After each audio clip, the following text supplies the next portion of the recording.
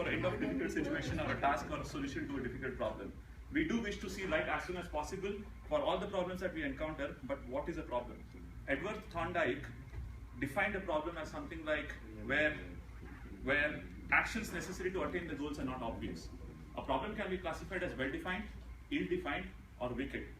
In our education system, we are exposed to well-defined problems only, but our life throws us, including work, throws all the ill-defined and the wicked problems. So it's not easy to tackle them.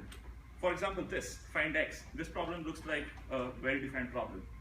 We also become efficient by memorizing stuff and do stuff. It would be seldom few who actually ask, why are we solving this problem?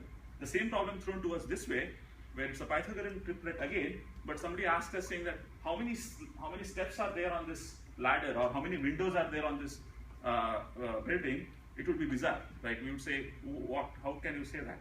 Look at this problem. There's somebody asked, write a short story in as few words as possible containing religion, parenting, and mystery. The answer was, good God, I'm pregnant, I wonder who did it. That's very creative. That's very creative. And in any part of the world, if you go, creativity and common sense are two main elements that are required for problem solving. And the fuel to them is our surroundings and the experience that we gain out of our day-to-day lives. Observation and communication are very important to achieve them. Like we saw in the Pythagorean example, the problem posed to us was find X, but the real problem was how to score more. Finding the real problem is very critical, and they say the right solution to the wrong problem is worse than a wrong solution to the right problem. We can end up in an ATM like that, where it's built for a giant from a Gulliver Travels, or a structure like that which can actually cost us lives, or a more embarrassing one where the code is actually not doing its job.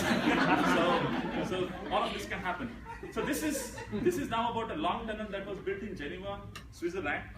Before the inauguration, the engineer identified that there is a problem, and she thought that if there is a power cut down, like in Bangalore right now, it would be a difficulty for people who are driving in. So she went and put up a board which says headlights, turn your headlights on. Since the problem was solved, the schedule was met, it was actually opened, and as a result of the signboard, every vehicle that is entering into the tunnel switched on their lights. But at the end of the tunnel, there was a scenic view. So people used to stop to take pictures and stuff like that. And hundreds of tourists would just stay there for relaxing as well. But after that, when they came back to the vehicle, they saw that their batteries gone down because the lights were turned on.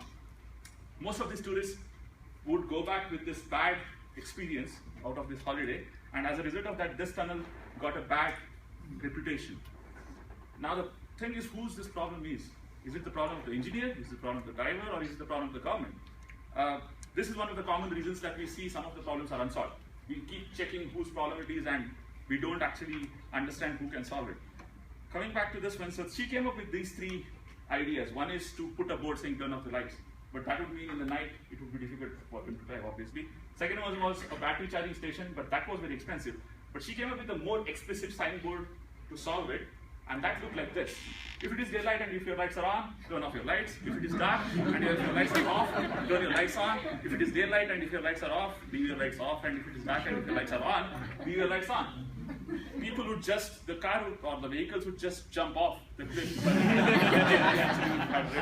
Then she told to herself, there should be a better way of actually solving this problem. She assumed that the drivers had a strong motivation to solve the problem, but might need a little reminding.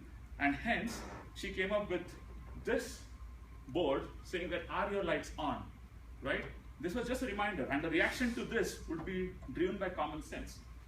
The sign eliminated the problem, and it turned out that it was a very simple solution, right? Einstein said this: if I had an hour to solve a problem, I would spend 55 minutes thinking about the problem and 5 minutes thinking about the solution. Whereas in our day-to-day lives, we tend to jump into solutions immediately before understanding the problem and understanding the real problem. This is something that to look at. Sum up, a problem well stated is a problem half solved. Complicated problems need not mean complicated solutions. If people really have their lights on, then a little reminder may be more effective than a complicated solution.